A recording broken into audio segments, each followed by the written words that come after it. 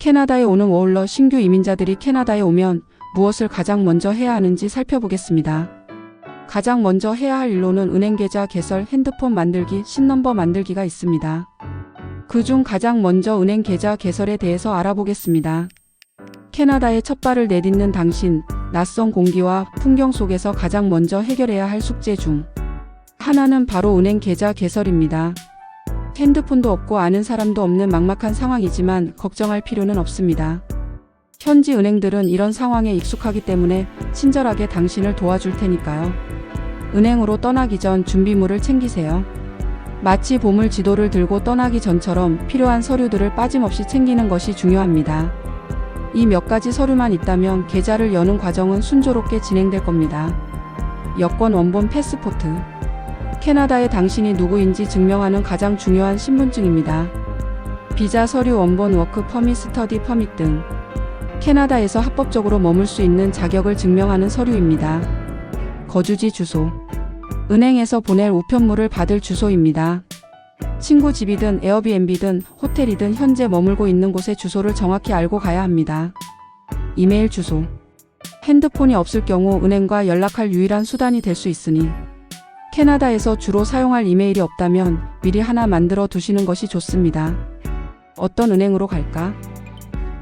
캐나다에는 TD, RBC, 스코샤뱅크, CIBC, BMO 같은 큰 은행들이 있습니다.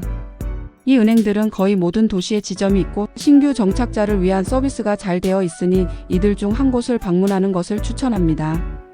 은행에 가기 전 온라인이나 전화로 꼭 미리 예약을 하고 가야 합니다. 은행 웹사이트에 들어가거나 안내 데스크에 전화를 걸어 은행 계좌를 개설하고 싶다 라고 말하면 됩니다. 혹시 한국인 직원에게 어카운트 개설을 하고 싶다면 지역 인터넷, 카페 등에 문의하면 한국인 직원이 있는 은행을 알 수 있습니다. 그곳에 전화하셔서 한국인 직원에게 예약을 해달라고 하거나 한국인 직원 이메일을 알 수 있으시면 직접 이메일을 보내어 예약을 잡아달라고 하셔도 됩니다. 은행에서의 계좌 개설 과정. 준비물도 챙겼고 은행에 도착했다면 이제 실전입니다. 은행에 도착하셔서 예약을 했다고 말씀하시면 예약이 되어 있는 직원의 방으로 안내해 줍니다. 그리고 신분 확인 후 서류를 작성합니다. 직원이 여권과 비자를 확인한 후 이름, 생년월일, 주소 등을 컴퓨터에 입력하고 서명할 서류들을 건네줄 겁니다. 어려운 부분은 직원이 친절하게 도와줄 테니 걱정하지 마세요. 핸드폰이 없을 경우에는 핸드폰이 없다고 말씀하시고 이메일을 등록하시면 됩니다.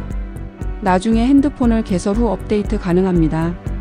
직불카드를 받습니다.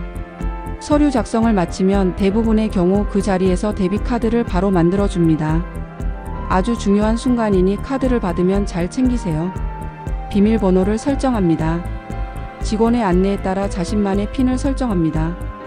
이렇게 하면 은행 계좌 개설이 완료됩니다. 온라인 뱅킹 가입은 핸드폰을 개통한 후에 은행 앱을 다운로드해서 쉽게 설정할 수 있습니다. 캐나다 은행 어카운트를 오픈할 때 돈이 필요할까요? 캐나다에서 은행 계좌를 개설할 때 반드시 돈을 바로 입금해야 하는 것은 아닙니다. 대부분의 경우 계좌 개설 자체에는 비용이 들지 않습니다. 그러나 몇 가지 알아두어야 할 점이 있습니다. 1. 최소 예치금 미니멈 디파짓. 필수 조건은 아님. 대부분의 캐나다 은행은 계좌를 개설할 때 최소 예치금을 요구하지 않습니다. 계좌를 먼저 만들고 나중에 돈을 입금해도 괜찮습니다. 현금을 준비해 가면 편리함. 하지만 계좌를 열고 나서 바로 현금을 입금할 수 있도록 소액의 캐나다 달러를 준비해 가면 편리합니다. 직원이 계좌 개설을 도와준 후 바로 돈을 입금하는 것을 권장할 수도 있습니다. 2. 월별 수수료 먼슬리피. 캐나다 은행 계좌는 일반적으로 월별 계좌 유지 수수료 먼슬리피가 있습니다. 이 수수료는 계좌 종류에 따라 다르고 보통 다음과 같은 조건에 따라 면제될 수 있습니다. 최소 잔액 유지. 많은 은행들이 계좌의 일정 금액, 예를 들어 2,000불 또는 4,000불 이상의 잔액을 유지하면 월별 수수료를 면제해주는 혜택을 제공합니다. 이는 은행마다 다르기 때문에 확인해 보셔야 합니다. 만약 은행에서 먼슬리 피를 면제해주는 잔액을 한 달에 하루라도 유지를 하지 못한다면 먼슬리 피를 내야 합니다. 신규 이민자 또는 유학생 혜택. 캐나다에 처음 온 워홀러나 유학생을 위한 특별 계좌 뉴커머스 패키지 스튜던트 어카운트는 일정 기간 동안 월별 수수료를 면제해주는 경우가 많습니다. 계좌 개설 시 이 혜택에 대해 꼭 문의해 보세요.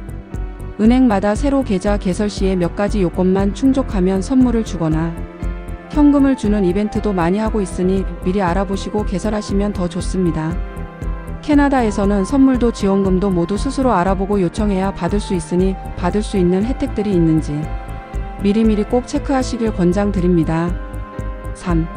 체크카드 발급 비용. 대부분의 은행은 계좌를 개설하면서 데비카드를 무료로 발급해 줍니다. 따라서 별도의 카드 발급 비용이 필요하지 않습니다. 결론적으로 캐나다에 도착하여 은행 계좌를 개설할 때 당장 많은 돈이 없어도 전혀 문제가 되지 않습니다. 계좌 개설 자체는 무료이며 최소 예치금 없이도 가능합니다. 다음으로 신용카드 개설에 대해서 알아보겠습니다. 캐나다에서 워홀러가 신용카드를 만들 수 있을까요? 신용카드 발급은 캐나다에서의 신용점수와 직결되기 때문에 매우 중요한 과정입니다.